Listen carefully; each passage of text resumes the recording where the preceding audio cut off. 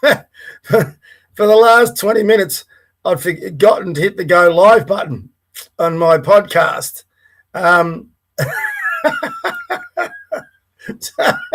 So I've been talking to the screen all by myself for 20 minutes. Oh, my God.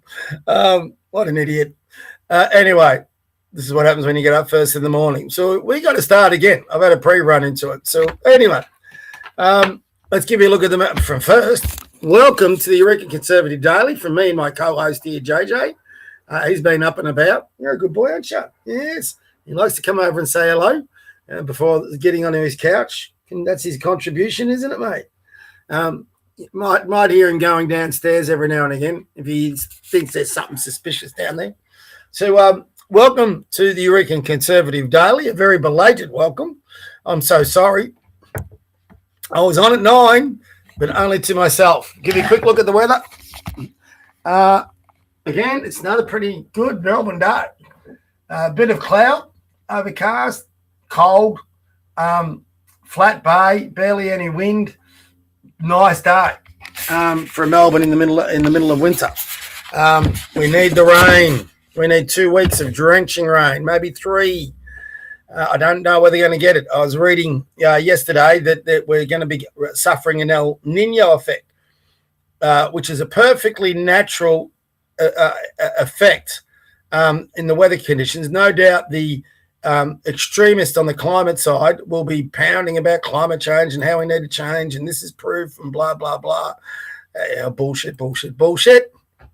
And they're going to hammer that and scare the crap out of our youth, how the world's coming to an end and all this nonsense. It's been coming to an end for 50 years, you know.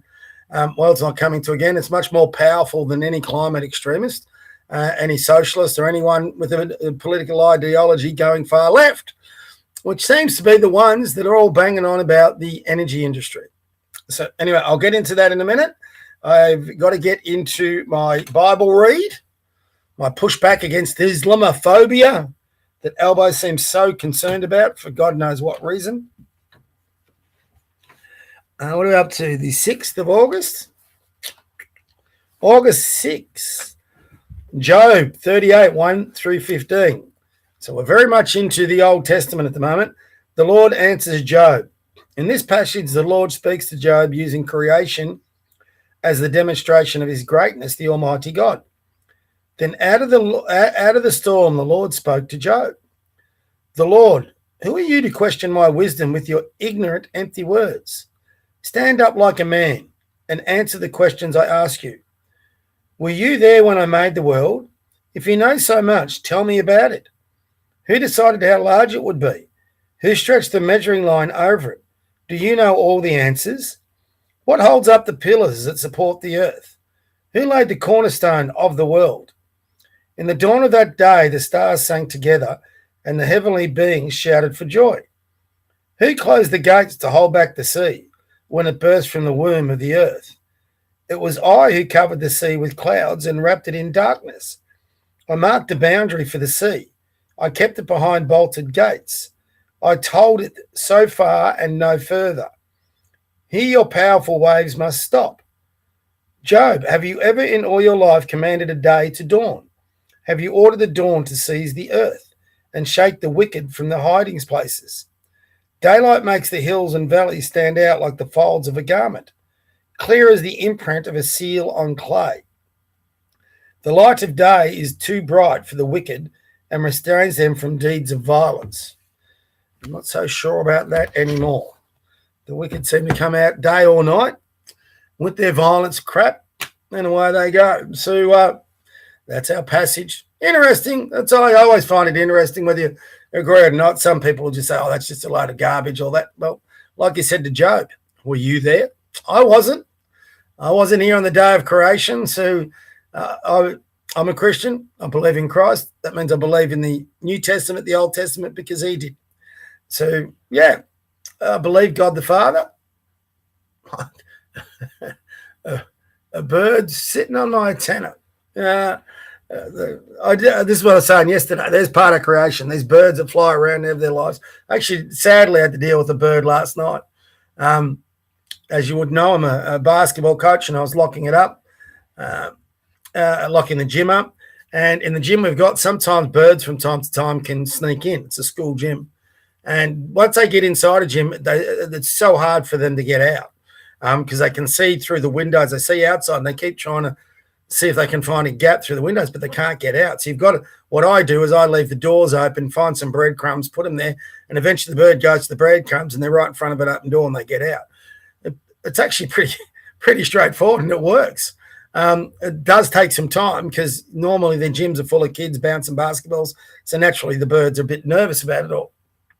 But when I was cleaning up last night, I saw what I thought was what also gets in the gym is leaves, and I thought it was a bunch of leaves, and then I looked closer, and it was a poor bird. I don't know whether it dropped from the roof, but it was just laying on the floor. You could see it was moving a bit, so it was still alive, but it was like unconscious, stunned, something. So I picked this poor thing up, and I thought it might just need a drink of water or something. It might be dehydrated because it's been in that gym all the time. So we went down to the change rooms to try and, get the tap on and turn it on. And then it let out this fury of fluffing its wings. Scared the absolute crap out of me. So sadly, I accidentally dropped it and hit the floor. I picked it up. And when I picked it up, it had sort of gone limp and I put it under the tap. It didn't want to thing. And I thought, has this thing passed? So I had to quickly pack up the gym and take it to a vet. And I wrapped it up in as warm as I could in a jacket, took it to the vet, and I was pretty confident it passed, sadly. It took me 9 minutes to get there to one of these 24-hour vets. And, yeah, he confirmed the worst, so it had passed. So it was kind of, just a simple little event like that. You're picking up and rescuing something that's really innocent and is still alive.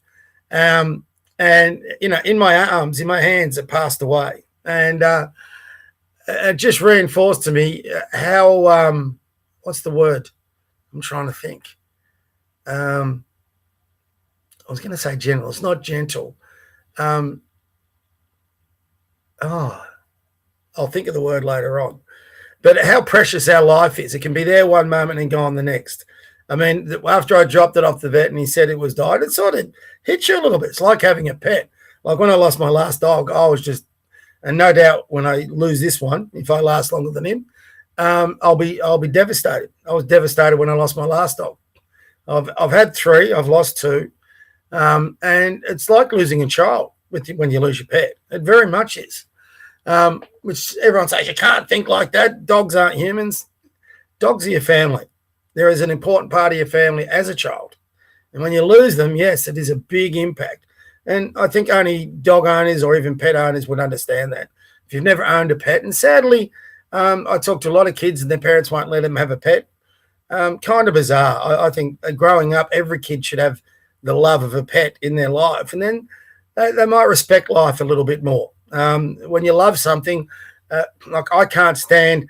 Well, I'm no vegan. I love my steak. I love my chicken. I love all that sort of thing. But I would expect anybody who's in those industries to treat those animals humanely and give them a quick and as much painless death as they could. I saw one with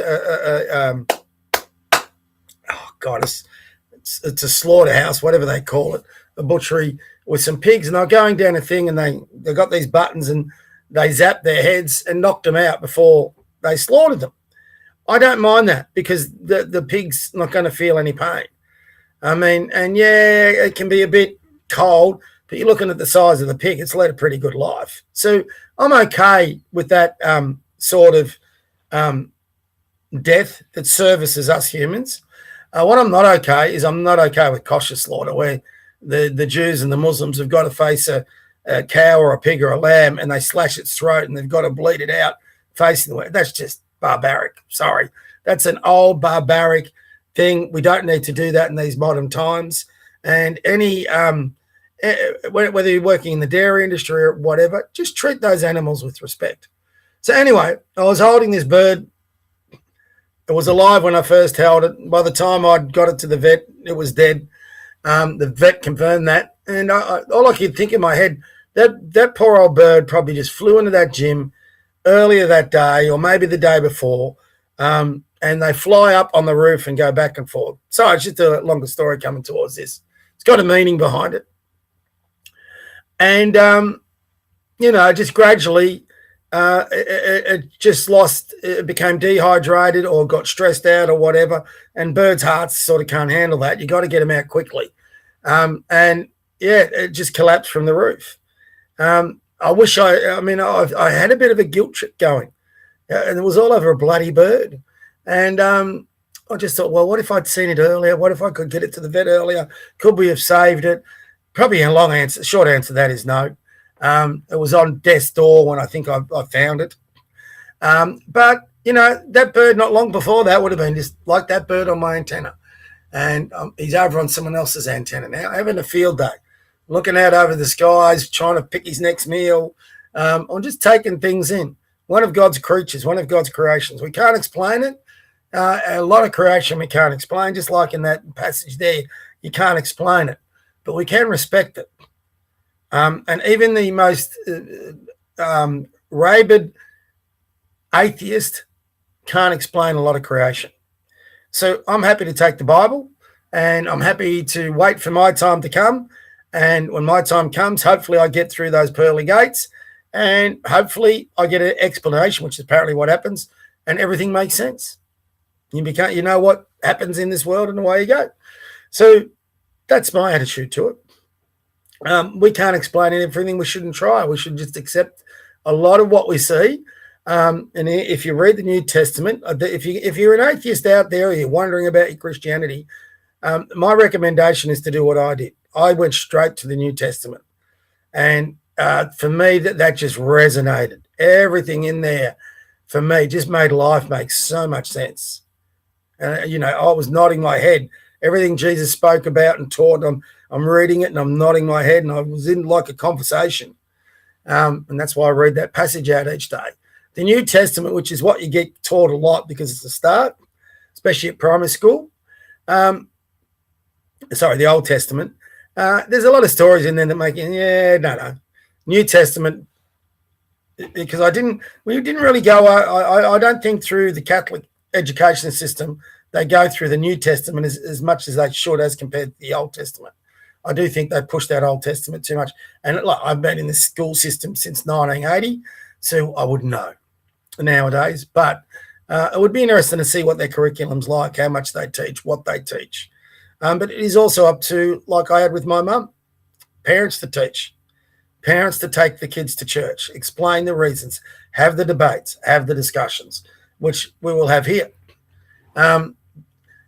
From that book of Job, God, I'm evangelizing this morning. From that book of Job, the whole world is a creation. There is too much in this planet to understand. If you go to the deepest parts of the oceans, you can't explain everything you're going to see there. It's a mystery. In fact, vast bulks of what goes on under our seas, which covers 2/3 of the planet, is a mystery. The ways human beings behave is a mystery. The way, if you watch any wildlife documentary, when can there be this gorgeous, for example, baby deer in there, and a lion comes in and slaughters it.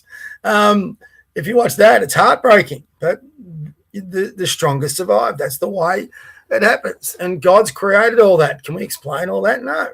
But something beautiful that can get taken away in a second, just like this bird for me yesterday. So, yeah, we encounter that. So that was my little encounter with creation and death. And it all happened in half an hour. It was actually, this is going to sound really strange. It was really sad for me to go through for it. But in some ways, it was also a privilege to be a part of that a small part at the end of that bird's life, to care for it and to try and give it a chance to live. But then to all realize the reality of death. So, it's if you are a penarder, you go through that in a more when you have to choose for your pet that you've had with you day in, day out, to put it down. That's a tough decision. So it's more raw, it hits your nerves a bit more. So hopefully, like me, you haven't. Hopefully, if like me, you've been through it. You've have that respect of the privilege of sharing that life and ending that life humanely. So there's not enough of that. There's too many bastards that are actually cruel to animals, cruel to other people, and they think they've got the authority to impact violence upon them. And that starts with a lot of that. It doesn't start, but a kosher slaughter is a great example of that. Absolute garbage. So to all my Islamic and there was a business I do a lot of promos for. It was a kosher butcher. I refuse to cover it. I'm not going to cover anything that impacts that sort of violence and pain on another creature that God created. Just won't do it. Anyway, sorry, that went a bit longer, didn't it? All that from a bird flying into a gym. So yesterday, very interesting day at the National Press Club. Coffee time. It's getting colder. Tony Burke was supposed to appear. He did not appear. Instead, we got Chris Bowen and his ridiculous renewables nonsense. That man is just an imbecile. He's done so much damage. So much damage.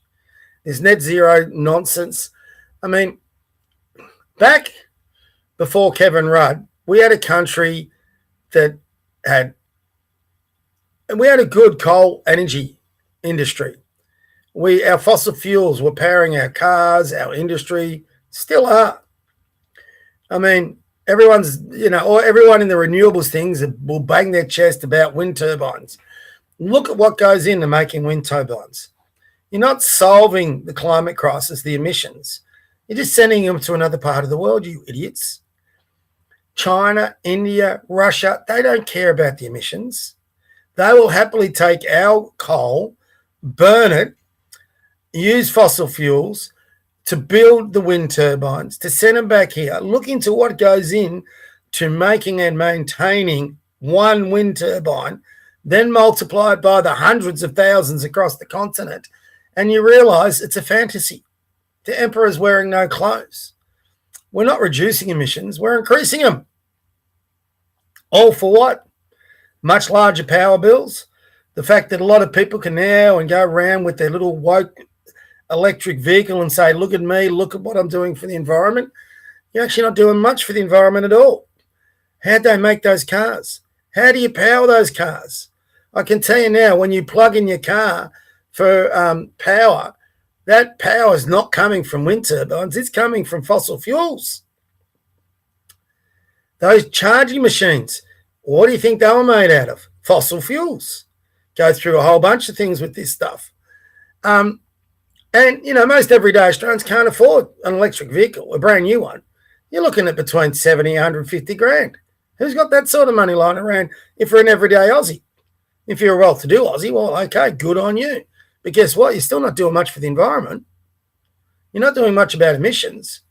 Because while he might be not seeing it, in China, in India, in Russia, all across the globe, they're burning fossil fuels to create those renewables. It's a nonsense. All you've done is made my power bills go up, the local businesses' power bills goes up, manufacturing more costly, energy, crucial manufacturing go out of business, like our aluminium sector, and you've made power prices just that much more expensive for everyone. I mean, if we look at countries that actually have some intelligence, like Japan, after their tsunami where they had the big nuclear issue, they started importing our coal, and they created what they call Healy coal power stations. High energy, low emissions. The technology out there is to make coal energy clean and efficient, where it's not only creating energy for our houses, businesses, manufacturing sector, agricultural sector,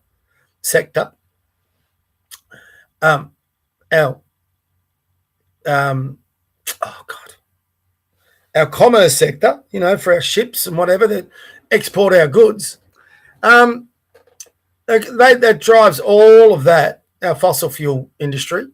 So the fossil fuels, even here in Australia, will keep burning because the renewable industry bloody well needs it to.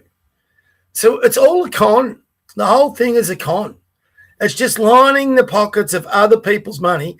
They're taking it away from those nasty, mean fuel executives, and they're putting it into the pockets of the nasty, mean renewable executives. It's just a different distribution of wealth. It's socialism at the high end. And us poor bastards are paying more to make those bastards richer. That's as simple as that. I mean, but people can't see what Simon Holmes a Court and Malcolm Turnbull. Why do you think they're so big on the teal side and getting teals into Parliament? Because they want them, and they're doing it. They're pushing the renewable industry, and who benefits? Simon Holmes a Court and Malcolm Turnbull. Look at the Snowy Hydro. How many billions have we pushed into that on the renewables issue? And here's Chris Bowen. He reckons every household's going to have a electric vehicle, and how Australians are taking it up. Well, of course they're taking it up because you're tilting that electric vehicle industry in the favour. Sorry, I'll get this right. You're tilting the motor industry into favouring electric vehicles. There's an incentive for them to be selling these electric vehicles, and who you bring in those electric vehicles, and who's making most of those electric vehicles. Yes, you've got this Teslas, but you've also got a bunch coming from places like China and Korea and Southeast Asia. So it's not Australians that are benefiting from it. We don't have a manufacturing industry in the auto industry. We don't build all cars anymore. And there's a lot to that. It's not just that obviously went out way before this renewable madness started. But thank our trade union for that, where it just made it unviable to run a business in the auto manufacturing industry in Australia anymore, which was really sad. One of the best cars I ever owned was an old Kingswood with the 3 on the tree. Love that car. So anyway, so Chris Bowen was out there, but he was there because Tony Burke, who was scheduled to turn up, couldn't turn up. He had to cancel. And the rumour going around before the press gallery, so when they go into these national press clubs, the political parties feed them what their speech was going to be about.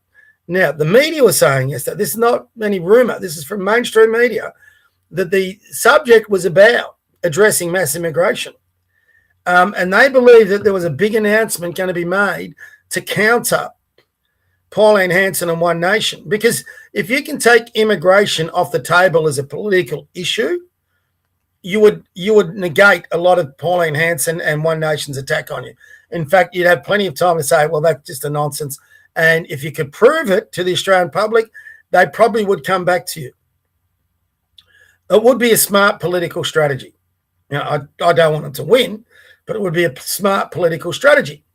But when they took it back to cabinet, apparently they had a revolt, and Burke had to cancel. There's now talk about whether Albo can survive to the next election because too many in his cabinet, in his party room, not even his cabinet, in his party room, they don't trust him. Too many of the root and branch ALP members don't trust him. They're all for the mass immigration. They're all for the Islamic immigration. They're all for the immigrants from Gaza. And if they're now in this really difficult position, Burke and Albo, if they turn against the mass immigration, they're going to get slaughtered. If they don't turn against it, they're going to get slaughtered. They're either going to get slaughtered by their own on immigration, or they're going to get slaughtered by Pauline Hanson and One Nation on immigration. They are in a world of pain. So when will Tony Burke, that treasonous bastard, turn up to the National Press Gallery, and what will they say? What will they do? Either way, they've got a hard. They turn one way, bang, they're gone. They turn the other way, they've gone. And they've put themselves in that situation. The entire ALP machinery. If you look across the root and branch of the ALP and the trade unions and all that, a lot of it now is immigrant workforce. That's a fact. So they're going to reflect the interest of their members, and their members are all for immigration. Their members are all for the LGBTQI. It's why the ALP push it so hard. If you're a candidate, if you're sitting in the parliament for the ALP, you're sitting there because you've got the rubber stamp of the trade union movement. If they wanted to get you out of that parliamentary seat, you're out. So, you've got guys like Ed Husick, who are powers behind the scene. He rallies a lot of the root and branch members, and they managed to get them knocked back, a lot of what they wanted knocked back at their recent conference. So they negated it because they didn't want to upset everyday Australians, and they didn't want to upset the Jewish community and all sorts of things. So Ed Husick was ready to go all in on the Islamic mass immigration sort of stuff and calling Israel an apartheid state and Netanyahu war criminal, all the Gaza stuff. But, they knew that if it went that way, the ALP electorally would be in a bit of trouble. So, because everyone's just sick to get the Free Palestine movement, which is a front for Hamas, by the way, and socialism and Marxism and all the other rubbish ideologies out there. So anyway, they're in this balancing act. What are they going to do? They've gone to ground right now. So it's going to be interesting what they come out. Now, I hope One Nation and the Liberal Party can make hay while the sun shines. You've got them in a position you can just drill them right now. So, and where's Elba? Where's Elba? He's away on holidays yet again. The man who never gets a day off. God, I watch him. I see him at the tennis. I see him at the footy. I see him at the rugby. Now he's got a holiday. He's going overseas. He's always got his Timu wife with him. Timu dog, that poor dog. But where is Elbo? He's gone missing. Or when he needs to. Richard Marles. What a moron that man is. He covers for Elbo of all people. So he cops the heat. Coffee.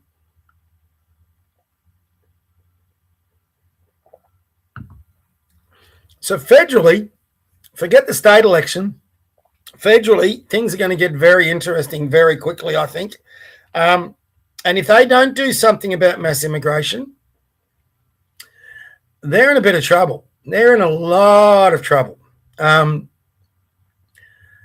It's very quickly getting to the point.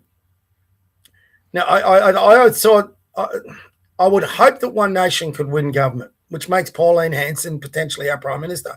Though Pauline Hanson, to her credit, has said that could happen, but if there was someone better for the job, she'd happily let them be Prime Minister. She will do whatever's in the best interest of the nation. That is one reason I just have the utmost respect for Pauline Hanson. I'm never going to say I love a politician, but Pauline Hanson, she stands by what she believes in, and I absolutely, even if I disagree with her, I absolutely believe that she's doing what she thinks is in the best interest of this nation. Absolutely believe that. Tony Abbott has his critics, but I believed he did the same thing. Now, people will come at you, yeah, he did this, they did this.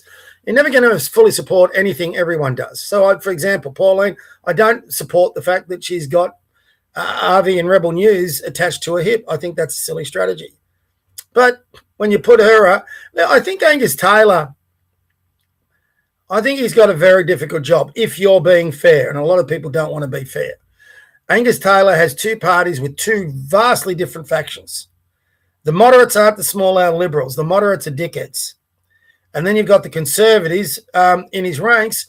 Most of them are decent people. The real good ones like Alex Antic, who would form an alliance with One Nation, they're probably few and far between, or they don't want to speak out for fear of, getting the moderates offside, and then they have a split and all this sort of thing. So Angus Taylor is trying to balance both sides.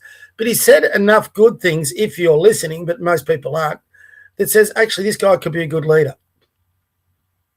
But no one's listening to him. He's not getting any clear air for people because he's going all to the ALP and One Nation. So he has said a lot of good things. And listen, his policy on immigration, I think, again, if you're being fair, is decent. It doesn't go as far as One Nation, but it's a lot better than what we've got with Alba. So, and even on the renewables thing, so they're going to scrap net zero and all this sort of thing and go back more towards fossil fuel and nuclear. They just didn't go far enough because they could have easily said, we're going to get out of the Paris Accord, and they said no. Well, to me, that's stupid. It's like being a bit half pregnant. If you're going to go all the way on certain areas, why not just pull out of Paris? Just do what Trump did. And people go, okay. And now we've got a clear choice. But now people don't trust them because they're still in Paris. Why are they still in Paris? To placate the moderates. It's the only reason they're doing it. If they had a whole majority of conservatives, it wouldn't be a problem. If you only had a handful of moderates, they couldn't overturn the leadership. So the reason that Angus Taylor is placating them is because obviously the moderates still have enough numbers to potentially put in their own. And the talk was is if the numbers don't improve, and this will be the death of the Liberal Party, that one Tim Wilson could become leader of the Liberals. I don't know how much you follow Tim Wilson, but if the fact that they're even talking about him is hilarious. If he became leader, it would become a joke. It would be worse than Susan Lay. I mean, that guy's hopeless. I mean, he thinks he's a serious person. He's a dickhead. And yeah, that'd be the end of the Liberals, which would be a sad way for what was once a great party, especially under Menzies, under Howard, even under Fraser. It was an overwhelming force for good, but in recent years, it's just a joke. So anyway, that is enough for me. So we're in for interesting times federally. Let's have a look at some of our social media as we always do. Got to get off by 10 because I've got to get to some work by 11. And I have yet to have breakfast. So here we go.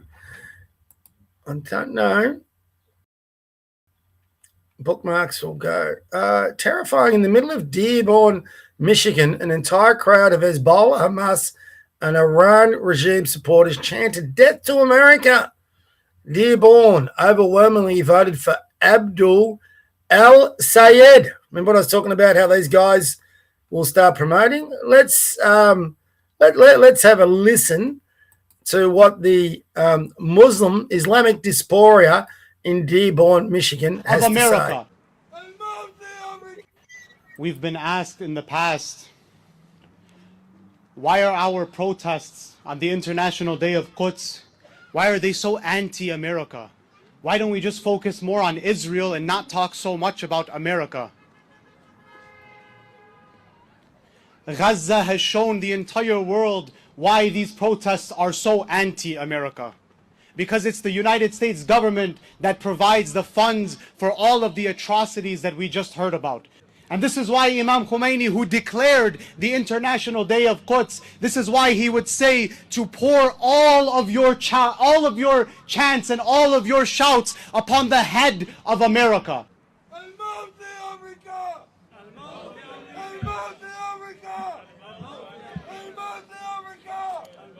Malcolm X said, and I quote, "We live in one of the rottenest countries that has ever existed on this earth. It's not Genocide Joe that has to go. It's the entire system that has to go. Any system that would allow such atrocities and such devilry to happen and would support it, such a system does not deserve to exist on God's earth." And so when these fools ask us if it...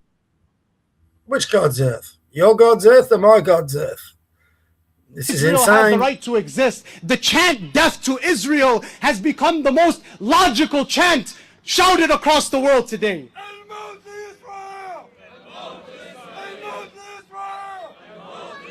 Now, just to be fair, you can hate Israel all you like, but if you're agreeing with these guys, that chant is about a genocide. When they say "death to Israel," they're talking about that nation, its people, everything. They want it wiped off the face of the earth. These guys call Israel the perpetrators of genocide. This is what they're calling for: genocide of the Israeli people, the Jewish people, all 8 million of them across the globe. They wouldn't stop at Israel, by the way. They will pursue it all over the globe. Let's keep listening. Recognize that Israel is an evil settler colonialist project. He realized it is a cancer, and he established this day. Israel, before this, brothers and sisters, was a sacred cow.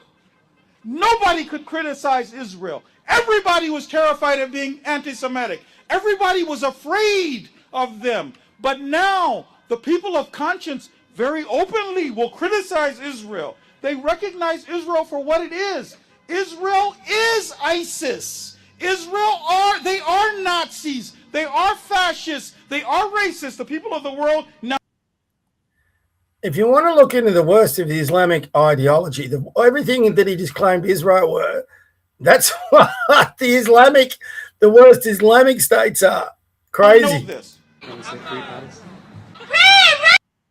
And this is disgraceful. Getting kids involved like this, it should be banned. There should be a law against it. You should not be getting kids where they're being indoctrinated. These kids wouldn't know world politics or what's going on. All they've ever listened is to the people within their own community that indoctrinate them into their hatreds. It's absolutely disgraceful. And these kids shouldn't be victims. Free, free Palestine. From the river to the sea. Palestine will be free. Absolutely. So, I mean, and now they're making it. Past. Sorry. Now they're making it a law in Australia that you can't be critical of Islam. I mean, what? So we got to sit back and just let that. What happens when that comes? And it is coming. It will come. If it's not already here, when they have the chance about death to Australia, it's coming. So anyway, here's another interesting little thing. About 35,000 first home buyers teeter on the edge of negative equity.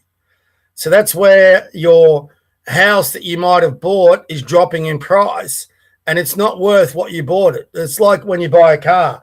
You might spend $50,000 on a car and in 10 years it's only worth $30,000 or worth less.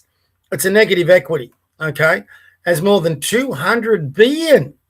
This is because of their changes to negative gearing and capital gains tax as wiped from Australia's housing market. How many of these will find themselves unable to make repayments and subsequently face a forced sale or bank repossession and still legally liable for the unsecured debt shortfall? It's so true. When the ALP put forward this 5% first home owners scheme, so that would help fund the 5% deposit, and they'd have a bit of a shared equity in that house. So they get the finance from. So you've got 5% on $1 million. So just figure that out for yourself, how much debt you've got.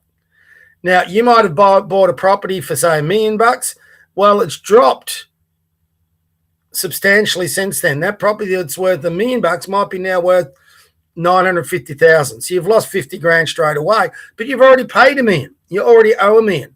If it drops further, let's say to 900,000, you've lost 100,000, but you still owe that $1 million. I mean, these young people that have signed up to this deal, if these guys remain in charge, so like it says there, young Australians who access Labor's signature 5% deposit scheme facing a housing wipeout as Australia's property market has lost more than 200 billion. It's crazy. Houses are being passed in because they can't sell them. So really interesting. This is an interesting story if you haven't been following it. This is hilarious on so many levels. So this guy down here, he was a professor at a university, but he's been exposed as a fraud. He's plagiarized, lied about things he's done, just lied. But he got away with it because he's black.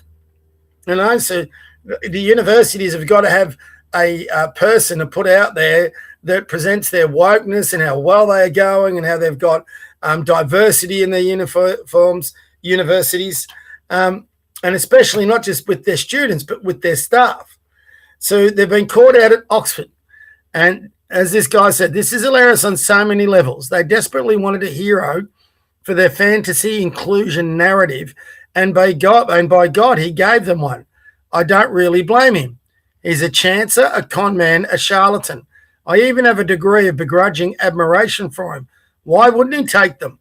They were absolutely begging to be had, but it's also sinister. You can bet your life that every university faculty in the country harbours a similar Walter Mitty character who's adored by simpering morons with short fringes, blue hair, tattoos, and excess weight. It's a national scandal if you talk about it. You're, of course, racist. Go figure. Read up on it. It's a very. I'll give it. You can follow me on the thing. I'll give it a like. I'll even give it a share. So you can have a look at it. This woman, she's banging on about men's and women's sports, and this is a woman. I shared this in the last episode, who when she worked at NBC was platforming trans kids. She's a total hypocrite. And she gets on the coattails of anything. She's desperately trying to get back in favour with the viewership she's lost, and she's trying to ride that one as she can. Nathan Livingston, you've definitely got to give him a listen. Listen to the hypocrisy. And this is where Nathan, Milk Bar TV, is very good. He produces the receipts and demonstrates the hypocrisy of some of these people. This guy's considering running for the presidency. If he runs for the presidency and makes it, America's in big trouble. Have a listen. That a few years from now, when every last victim of this virus has recovered or been buried, the Chinese government could easily grow stronger because of this disaster and America weaker. China unleashes a pandemic and then overtakes the U.S. as a result. That's too horrible an outcome to contemplate and too dangerous for us. We ought to do everything we can to make certain it does not happen. Be real. A big power wants to control, hopefully in a non-brutal, enlightened way, but they want some influence over their neighbors. We can no longer be the sole author of terms, of commerce, of anything. We have to share power. With China. Of course, because of their scale. It's time for a new world order where we are partners in this relationship. Right? Before America was the hegemon, before the US dollar was the world reserve currency, where America is no longer the bully, but a willing partner in creating a new economic order. I think that's the wisest possible advice. We ought to do everything we can to make certain it does not happen. He's a hypocrite. And this guy's supposed to be America first. Did that sound America first to you? Oh, my God. Doubt it. Here you go, Dearborn, Michigan. Let's have a listen again. So I'm not being critical of Islam here, but, well, no, I'm not. I'm just simply playing what they play. Let's have a listen. Ya Rahman Rahimin, Ya the word, and with a decree of yours you will annihilate them. Ya Rahman Rahimin, you annihilated, and you destroyed the likes of Ad and Thamud and Fir'aun. These are the Fir'auns and the Ad and Thamud of today. Ya Rahman Rahimin, we ask you, Ya Allah, destroy them, Allah, take them off the service of this earth. Ya Rahman Rahimin, Ya Akram al-Akramin. على القوم الكافرين اللهم انصر الإسلام وأعز المسلمين وأذل الشرك والمشركين اللهم انصر عبادك الموحدين اللهم انصرهم على القوم المجرم أحصهم عددا اللهم اقتلهم بددا ولا تغادر منهم اللهم يا ربنا إنهم يجاهدون في سبيلك اللهم إنهم يجاهدون في سبيلك اللهم انصرهم يا رب العالمين اللهم انصرهم على أعدائهم يا رب العالمين اللهم عليك باليهود اللهم عليك باليهود وأعوانهم فإنهم لا يعجزونك اللهم احصهم عددا اللهم احصهم عددا. I think you get the idea. Kill everyone who's not a Muslim, basically. Now, I don't know how they got these clips from these. This is Dearborn, Michigan. And my guess is there's some really good Muslims who thought this is crazy and they've leaked it out. Or there could be some visitors that have managed with a GoPro camera attached to get some footage of what's getting said. As a faith in as a person who wants to have faith in human beings, I'd love to get an Islamic person on to my podcast to talk to them about these things. So I'm more than happy to be fair. And I invite all sorts of people onto it. But the fact is, you play these things from their own mosque, from inside their community, and a lot of it is overwhelmingly clear that there is a significant number of them that have a nefarious agenda. We've just played you some clips this morning. So, and that leads into this bastard. As I said before, Labor is panicking. They are frightened of losing their precious Muslim votes. How Labor are secretly planning a huge immigration crackdown, but it's been thrown into chaos as an eternal blow-up forces the minister to pull a major announcement, which was via the press club. So how Labor is secretly planning a huge immigration crackdown, but it's been thrown into chaos as an eternal blow-up forces the minister to pull the major announcement. So it's in the Daily Mail. Daily Mail Australia, understand it's intense cabinet discussions. Just make sure I've got this. I do. Intense cabinet discussions over several of the proposed reforms on Monday prompted the treasonous bastard, I'll put that in there by myself, Burke, to postpone the address until a verdict was reached from members. So the members are going to outline, so it's not a matter of integrity, the members are going to decide this. The speech would deal with the migration system as a whole, a spokesperson for Burke said. Yesterday it became clear that some elements of the speech would not be finalised by Thursday. We're working with the press club to find a new date. And again, you've got something on there from Scott Chai. So they are in a world of hurt. We'll finish off. We'll go into my book. That's not even my bookmark. What have we got? Have we got anything newsworthy? There's our Dearborn thing. That's I've already saved. Yep. That's this Megan. Oh, yeah, actually, there you go. I might have been in my bookmarks. I was already in my bookmarks, so I was better than I thought. So that'll do us for today, everyone. I think that demonstrates exactly what I was talking about. So the Labor Party are in a bit of trouble. They've put Australia at risk, by the way. You've only got to listen to those people in Dearborn, Michigan. If you know about Dearborn, Michigan, it's an Islamic enclave. It's been overtaken by the Islamic community in America. And they're now having real issues. I'll just stop sharing. Sorry, guys. Get my ugly mug on. They're now having real issues with the Democratic Socialist Alliance. So these are rabid socialists that are infesting the Democratic Party. They're looking to take over. And amongst those socialists, you've got rabid Islamic socialists. They're not socialists. They're the radical Islamists. And they're going to actually be getting into Congress in America if things go their way. If not this year, in coming years. And we're going to be faced with the same thing here in Australia. And look, I've just played for you what they're saying inside their own mosque. That's not me saying it. That's them saying it. So I don't see, it's interesting. In Australia right now, there's this thing about Islamophobia, and they put the federal enforcement or local police, whatever, into anyone who spreads Islamophobia through their hate speech laws. I don't hate anyone. I'm not in fear of anyone. And I'd welcome any Islamic scholar to come on my program and have that discussion with me.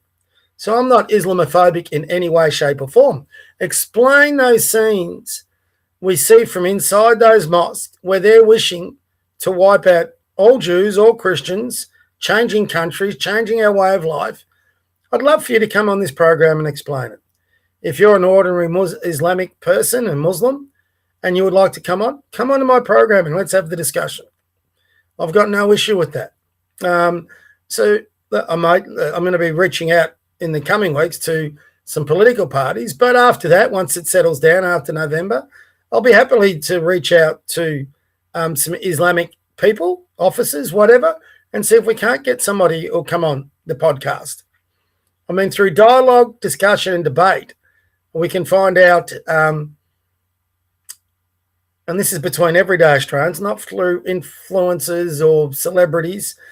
We can find out, my battery's about to go, what each community does think. And I would like an explanation from anybody within, especially somebody of significance within the Islamic community in Australia. Are those conversations happening or are they not? And there's no point lying about it because it will eventually get out anyway. So maybe there's some common ground. I do know in the Islamic community, they are very fervent about their faith. They are trying, many of them, not all of them, trying to build businesses. They care deeply for their families, a lot of them. And so they have actually a lot of conservative tendencies, yet they vote for the ALP. They're against LGBTQI. They're against abortion. So they actually do agree with a lot of conservative thought. Is there some common ground? But you can't have that common ground when they want to slaughter people that don't believe their way. So there's obviously an element within the Islamic community that have nefarious agendas. It's not Islamophobic to say that. And it's not Islamophobic for us to say, have we got our mix of immigration correct? God, I'm finishing. I've got another bird. It's amazing. So this poor old bird died. And today, to start the program, a bird, this is God. In my book, this is a bit of a God. A bird landed right in front of me on my antenna. And now as I'm finishing, another bird's landed there. So I'm having a great time with the birds and God's creation, and he's as happy as Larry. He's out there looking around. He's probably looking for a feast, or he's just chilling. He's not in the wet. He's having a well-fed bird, by the way. Fat fella. Give you a look. Have a quick look just to see what I'm saying. Good way to finish the program. No one is flown off. Bad luck. Too late. We didn't get a look at him. So anyway, that's probably God telling me, get off there, Robert. I know you're very annoyed at myself. I call myself Robert. Time to go get some work done. So, like I said, there's an invite to any person who follows me that's got any contacts with the Islamic community. I'd love to get a prominent member of the Islamic community. It could be a local imam. And maybe to balance that out, get a representative of the Jewish community and the Christian community and get us all on having that discussion. Let's see if we can pull that together. I'll definitely try. For now, have a great day. We'll see you tomorrow. And to sign off, God bless you. God bless your kids. God bless your grandkids. God bless your pets. God bless that flag. God bless this country. And I'll see you tomorrow morning, around 9. Hopefully I don't spend 20 minutes talking to myself.